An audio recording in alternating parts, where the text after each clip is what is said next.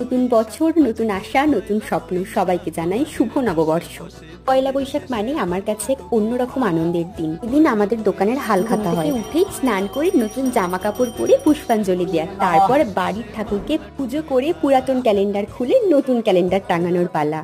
পুজো শেষ হয়ে গেলে সব থেকে মজার জিনিস হলো মিষ্টি আনতে যাওয়া, তারপর গল্প করতে করতে ক্যালেন্ডার মোড়া, মিষ্টি প্যাক করা, অনেক অনেক কাজ। পুষ্পুটাকে দেখছো, যেমন পাকা ছেলে তেমন সুন্দর কাজও করে।